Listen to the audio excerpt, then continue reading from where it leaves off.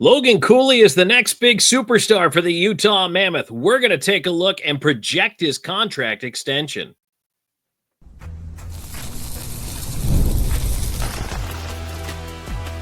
You are Locked On Mammoth, your daily podcast on the Utah Mammoth, part of the Locked On Podcast Network, your team every day. Hello, everyone. Welcome in to Locked On Mammoth. I'm veteran NHL voice Tom Callahan, joined as always by longtime team analyst Robyn Leaño. Thanks for making us your first listen each and every day when it comes to the Utah Mammoth. We're moving into summer mode now, which means not quite 5 days a week. 3 days a week is about what we're going to do on average. Of course, if there's breaking news, we'll have that for you. Today, we're going to project Logan Cooley's contract extension. How can the Mammoth fit him under the cap? What numbers can we expect? We're going to take a look at some comps. And we're going to see Robyn where a guy who right now is on pace to be an absolute superstar for this Utah Mammoth team is going to fit into the mix.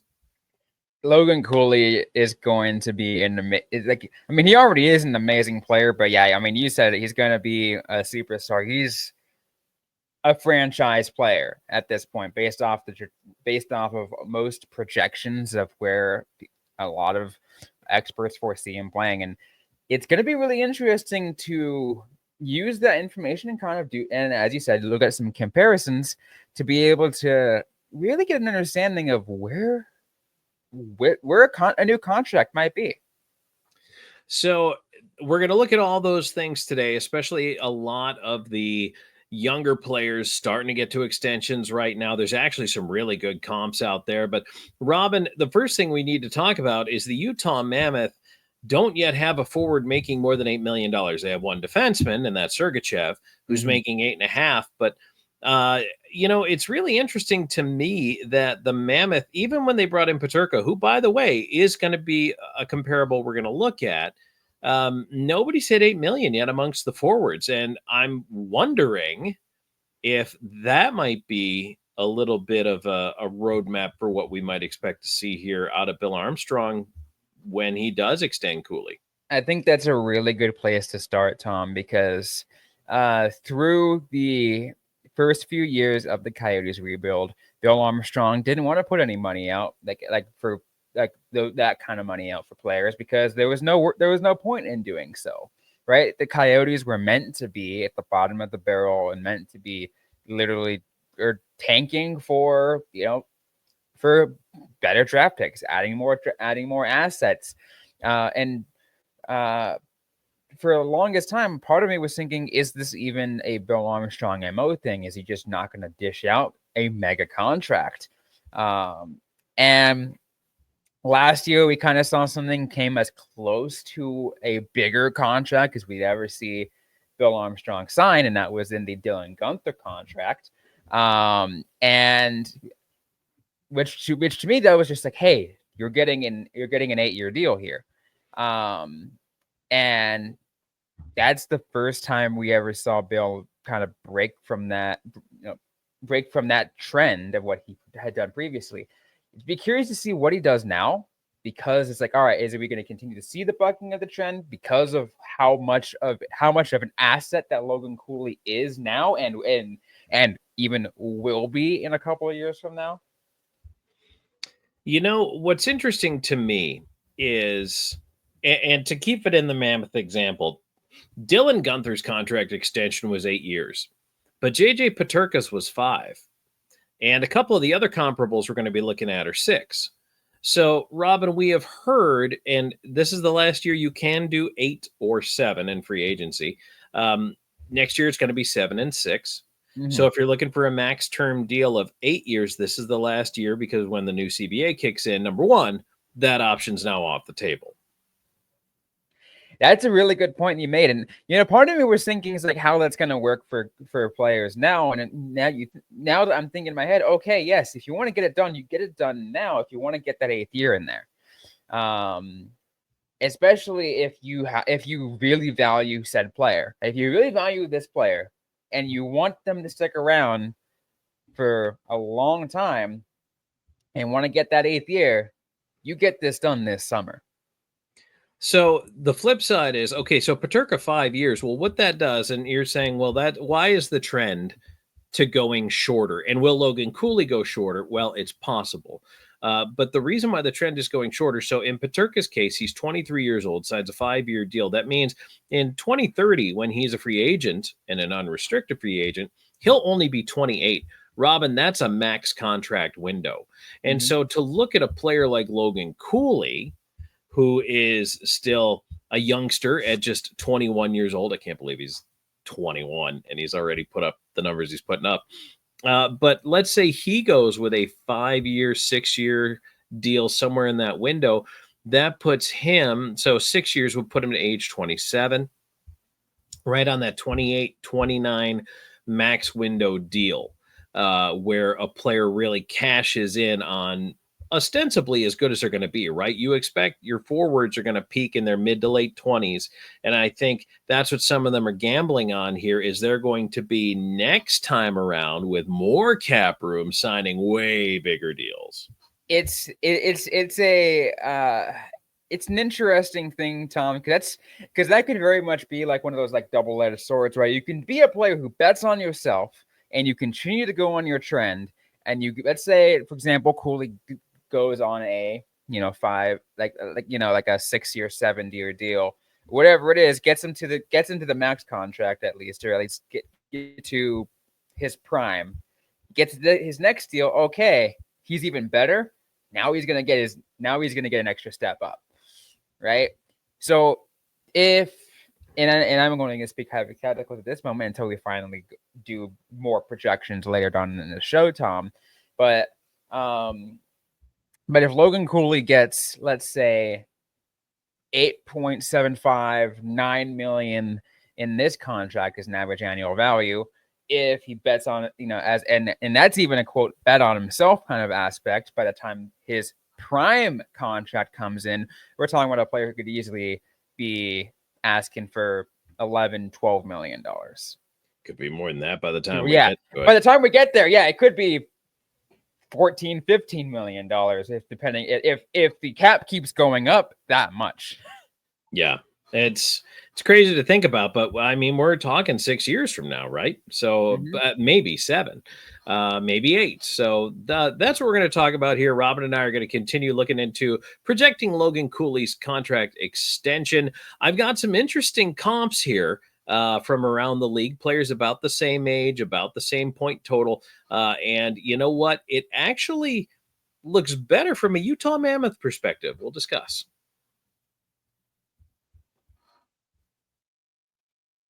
And today's show is brought to you by FanDuel. Summer sports are in full swing, and whether you're all about baseball under the lights, golf on the green, or high-stakes soccer action, FanDuel is the best way to make every game even more exciting.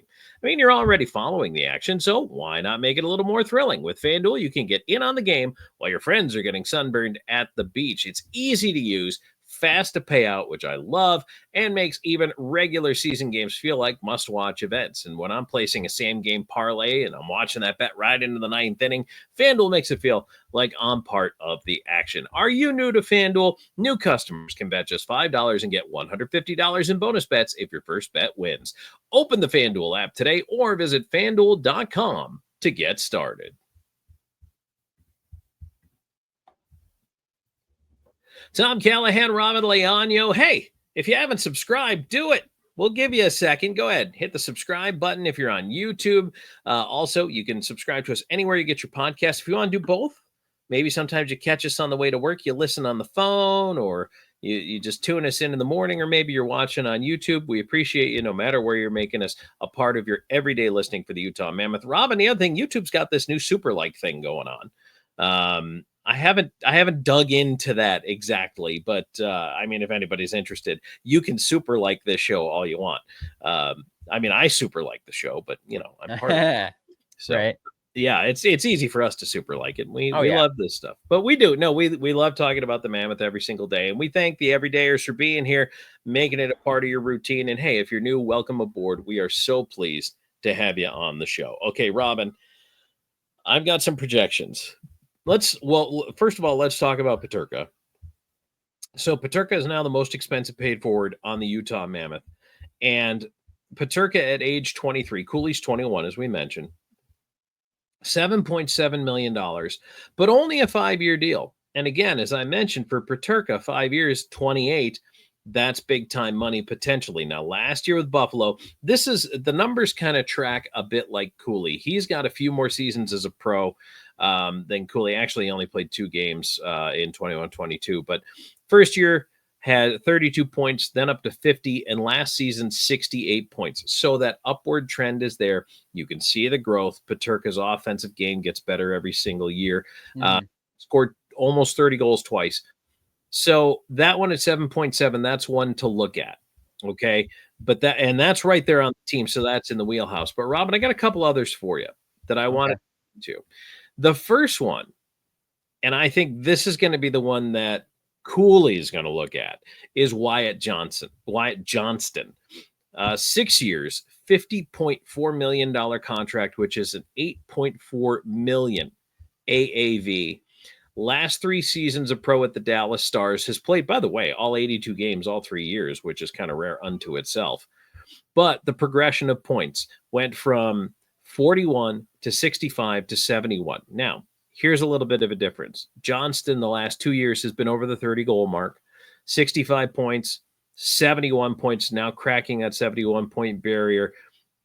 But by far the most expensive comp, I think, in this age range and point value, that 8.4 million average annual value. If I'm Cooley, this is the comp I'm putting up. And I'm bringing to Bill Armstrong and going, hey, you see this guy? This is me plus, because I'm younger. Right. I think that's the one I'm bringing in to argue for more plus money. Plus if his agent knows what he's doing, he'll be able to that's certainly going to be a good ask, right? An asking price right there. What's also interesting to me, Tom, and this is something that came across my head as something that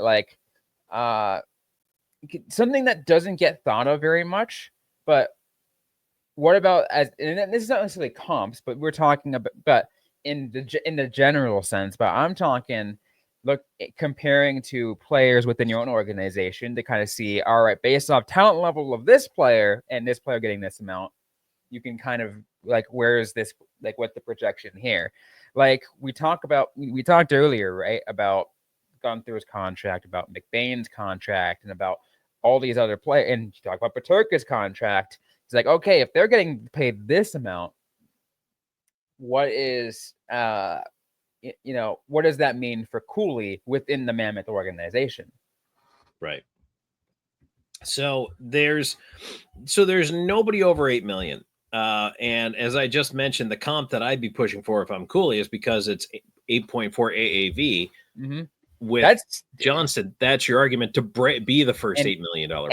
And to be honest, Tom, I feel like 8.4, 8.5 to me, I feel like that's the starting. That's I think the starting negotiation between both sides, right? I mean, Cooley's going to ask for more. I'm sure he's going to sure, right? He's probably going to push for that 9 million. I honestly would not surprise me if if it's around 9 million. But this is where we're talking about, right? It's that's kind of all right, you have to find that starting price, right? You have to find what's the term for that starting comparison. It's all right, so if this player is this, I can give you X, Y, Z reasons why I deserve more than that player. Well, Robyn, here's a good one too. If you're Logan Cooley, a 6-year, $46.5 million deal, which is a 7.75 AAV. Now that is higher than any Mammoth forward. 7.7 is Peterka. I'm talking 7.75 for a guy who has a lot of buzz around him, but does not have the numbers. And I'm talking about Matthew Knies in Toronto, Phoenix native. Knies last year, and I say only, I know what I'm saying here, only 58 points in 76 games. Season before, 35 points in 80 games. So Matthew Knies kind of has that playoff buzz around him, 5 goals in 13 games, 7 points, is seen as a player of the future for the Maple Leafs and a guy they don't want to let go. I like the player, don't get me wrong, I just think 7.75 was a little high for the output. But again, that's in favor of Logan Cooley. Cooley points to that and go, he only had 58 points. He's 7.75. I'm, Wyatt Johnston plus, is the argument I make. Like, I'm your 1 seed. I'm the guy you want out there. You've got to get me to 8.5. But I think that Nye's contract actually helps his case just as much. It does too, because like and again, it's, as I kind of said, it's Logan Cooley and his agent kind of going in negotiation with Bill Armstrong and saying, hey, here are some stats that we can bring you of these players. Here's what they did for their teams. We know I am better than this guy. We know I can be even like I can pass them even beyond that. I can do X, Y, Z. They bring all of this negotiation to the table, right? And that's why I'm asking for X number instead. Absolutely. So we're trying to project Logan Cooley's contract. What do you guys think, by the way? Let us know in the comments. What would you sign him for? What would you not sign him for? How many years? Give us your term, too, because term's going to be important on this one. So you need term and dollar value, because at the end of that contract, if the cap keeps going up, it's going to be a lot more. But so, Robyn, why don't we do some quick math here?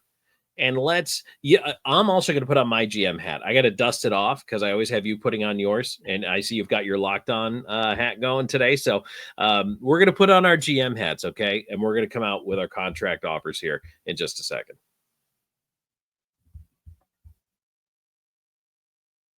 And today's episode is brought to you by Indeed. You just realized your business needed to hire someone yesterday. How can you find amazing candidates fast? Easy.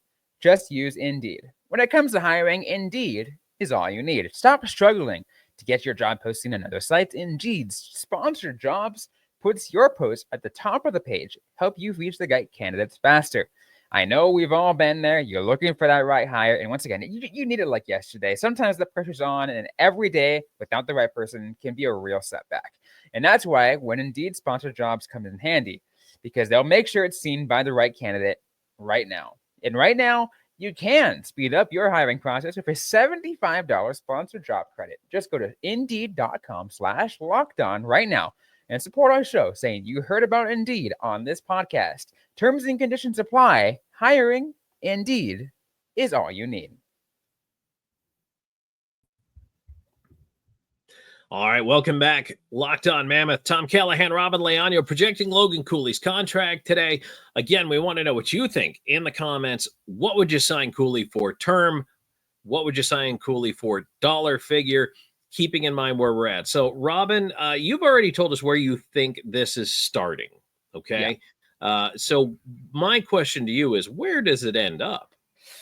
That's a really good question, because we've talked about a lot of different possibilities here already, right? And to me, I'm thinking that it's going to be. First of all, I'm going to see this is going to be a longer team deal. I'm not necessarily sure if it's going to go on max term. Maybe Cooley wants to get to just right around the start of that prime to get more money later, right? And a bet on himself kind of deal. But he's still gonna try to squeeze out as much as he can when it comes to this dollar value. So I'm gonna say this is gonna be we're looking at a 6-year deal, right? So I'm gonna look at a 6-year deal here, Tom, and I'm gonna look at an average annual value of $8.8 million. Okay. Robyn, I'm going to say this. The 1 year that the Mammoth don't want this contract expiring is 2030. So to me, that's going to wipe out any contract that would end in 2030, which should be a shorter term deal anyway. But in 2030, you've got Peterka, then you've got McBain, and you've got Veg all expiring. So I think you want to stay away from 2030. So that's going to push the term a little longer, which is fine. The only other big contracts coming up way before they have to deal with. Keller's going to be up in 27, 28, and then Dylan Gunther's not up till 2033. But so I also think you don't want it to end in 2033.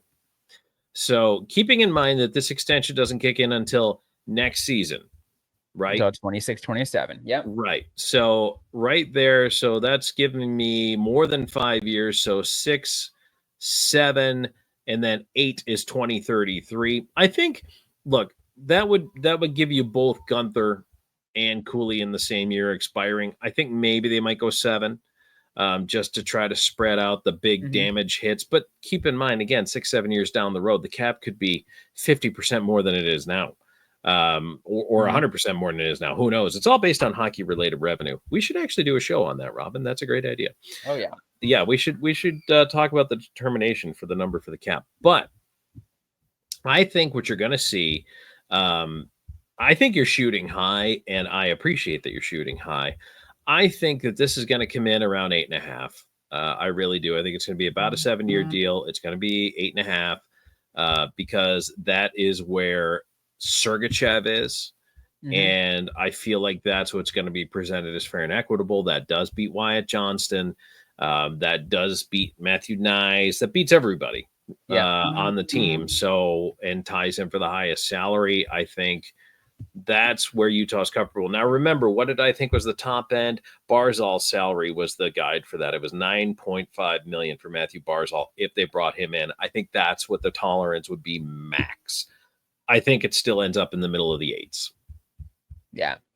And I certainly think that makes sense. And you know, it's interesting seeing that you and I still aren't even too far off, right? I mean, like we're off by, I mean, in the grand scheme of things, right? If you look at, a difference of 300,000 average annual value, I mean, that's, some people are like, oh my God, what are you talking about? That's a lot of money.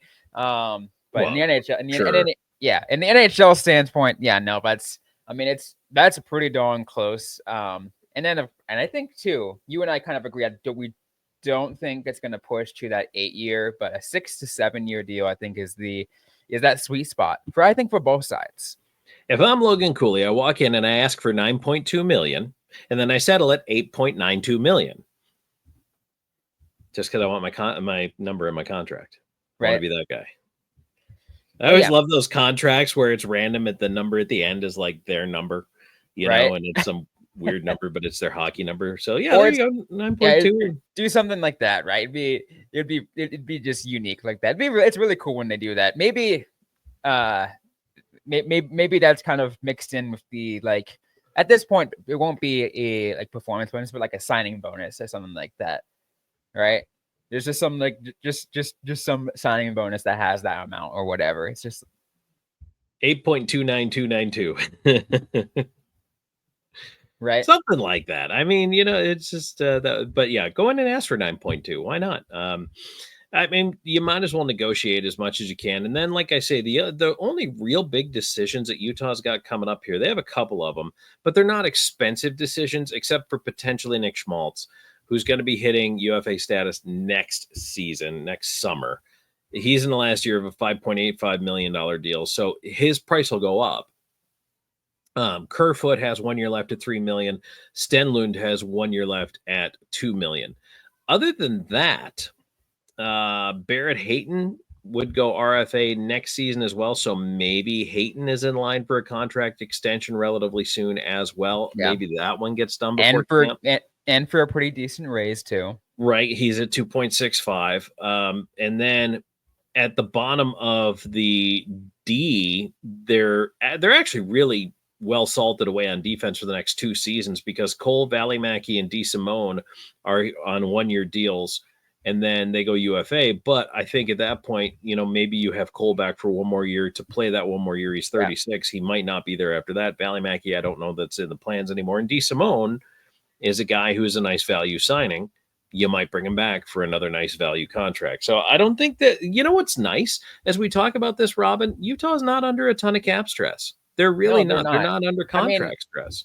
This next year caps at, what is it, right? 95.5, right? Million. Next year it's jumping up to 104 projected.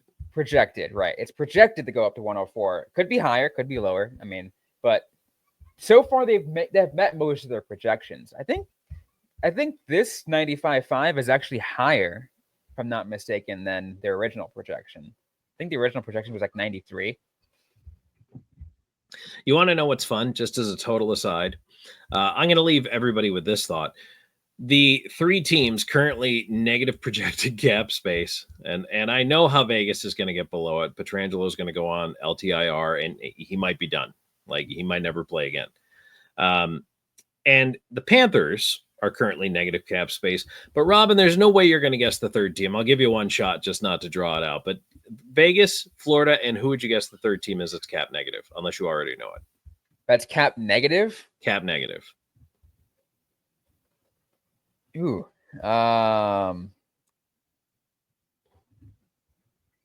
That's a good. I'm probably gonna get it wrong, so I'm just gonna go out and throw out just a random team out there. Toronto. Toronto's close, but not negative. They've got some breathing room. It's Montreal. You were in the same neighborhood, Original Six. But okay, that's wild. That doesn't surprise me.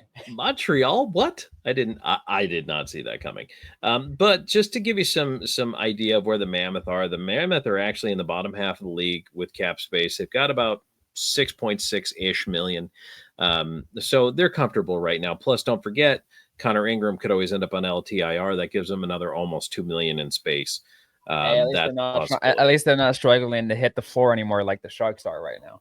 Oh my goodness. I'm sorry about the Sharks, but you know what? It's a different place. They're in a different spot right now. Oh yeah, no, totally different. I think one thing we can all agree on though right now for the Mammoth, Robyn, is number one, Cooley's extension is important, but number two, the way they're signing players, the way they're bringing in guys who believe in this team, believe in the room, believe in the ownership group, to me, I'm almost not stressing about this. I feel like this is going to happen, and the Mammoth are a team on the rise. And look, if I'm a fan right now, I'm probably feeling pretty good. Oh yeah, you know what's absolutely amazing is I think Utah proving a lot of people, especially Utah as a whole, the Mammoth ownership, general managing, all that is just proving so many people wrong because. I feel like Utah got so much hate at first because why would anyone want to go to Utah? Isn't it just all Latter-day Saints, all whatever? And it got so much hate. But no, because players want to go there for a lot of different reasons. One, good ownership group. And three, you just put up a picture of Salt Lake City. It is beautiful. And if you're an outdoor person, if you like mountains and snow and hiking and all that stuff, and a lot of guys do, it appeals to Northern European players. It appeals to Canadian players. It appeals to American players like that. To a lot of them, it's a slice of home. So it's going to become a destination if it hasn't already. And so, hey, that can only bode well for the Mammoth. Oh yeah, I can't wait to see what they how they turn out in a couple of years from now. I mean, we say they're already a playoff team at this point.